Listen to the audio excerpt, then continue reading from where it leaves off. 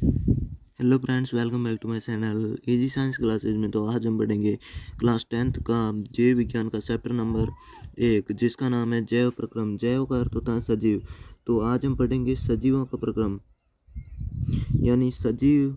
कोई भी सजीव है तो उसका हम कैसे पता लगा सकते हैं कि ये सजीव है। बाहरी गुणधर्मों से तो हमें पता चल ही जाता है, जैसे कि कोई कुत्ता है तो वो दौड़ रहा है, या कोई गाय है घास चर रही है, तो इससे पता चल जाता है कि वो या गति कर रहे हैं, श्वास ले रहे हैं। इससे हमें बाहरी गुणों से पता चल जाता है कि वे सजीव हैं। लेकिन कई कई बार ऐसा होता है, कोई कोई मनुष्य यदि सो रहा है तो उसके अंतर के गुणधर्मों यानी अंदर के गुणधर्मों से हम कैसे पता लगाएंगे कि वो एक सजीव है। और तो इसके बारे में आज हम पढ़ेंगे इस चैप्टर में जैव प्रक्रम। पहले हम जैव प्रक्रम की परिभाषा जानते हैं। जैव प्रक्रम वे सभी प्रक्रम जो सम्मिलित रूप से अनुरक्षण कार्य करते हैं। अनुरक्षण कार्य क्या होते हैं? अनुरक्षण कार्य वे होते हैं, वे कार्य जो अपने आप सजीवों में होते ही रहते हैं, मतलब अपने आप होते रहते हैं, जो कि ऊर्जा के द्वारा होते हैं। इसके एग्जाम्पल है हृदय का स्पंदन, पाचन। ये अपने आप होते रहते हैं, इनको कहना नहीं पड़ता है, इनको किसी की अनुमति नहीं होती है।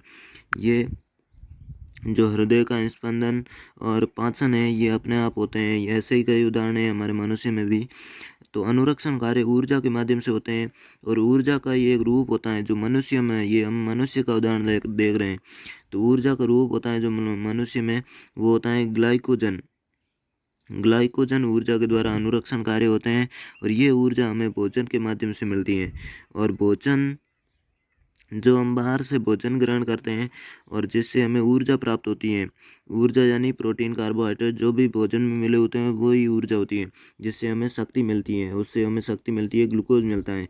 तो जब हम उन कार्बोहाइड्रेट जैसे पदार्थों को ग्रहण करते हैं तो उसे ही पोषण कहते हैं।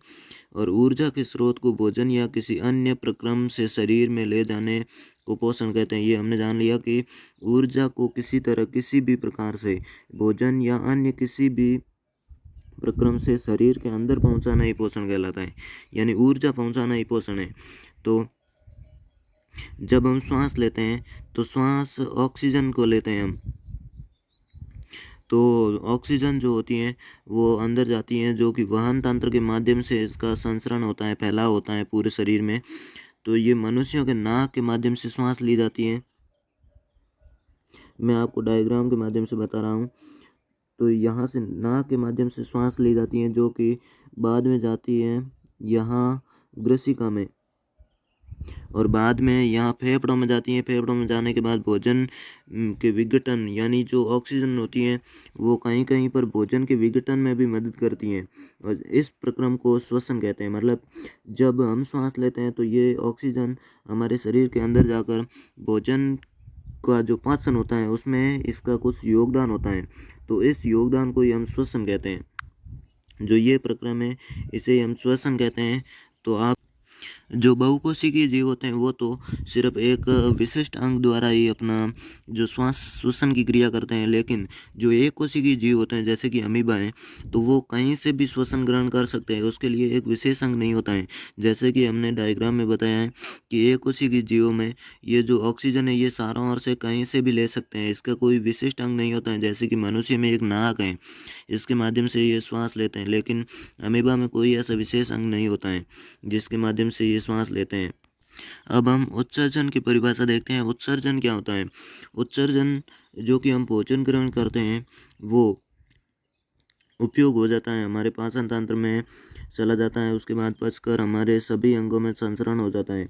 बाद में जो अपशिष्ट पदार्थ का निर्माण होता है, यानी उपयोग होने के बाद कई रासायनिक अभिक्रियाओं के माध्यम से, अभिक्रिया होने के माध्यम से अपशिष्ट पदार्थ का निर्माण होता है, जिसे गुदा के माध्यम से हम बाहर निकालते हैं, और उसे ही हम उत्सर्जन कहते हैं। यानी गुदा के माध्यम से अपशिष्ट पदार्थों को बाहर निकालना उत्सर्जन कहलाता है। अपशिष्ट पदार्थों को गुदा तक पहुंचाने का कार्य परिवहन तंत्र द्वारा किया जाता है। अपशिष्ट पदार्थों को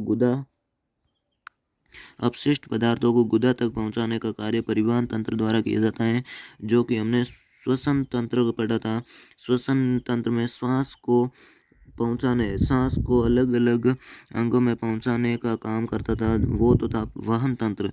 और ये जो अपशिष्ट पदार्थों को बाहर निकालने यानी गुदा तक पहुँचाने तक का कार्य करता है, ये है परिवहन तंत्र। तो ये भी बहुत उपयोगी है, नाम याद रखना।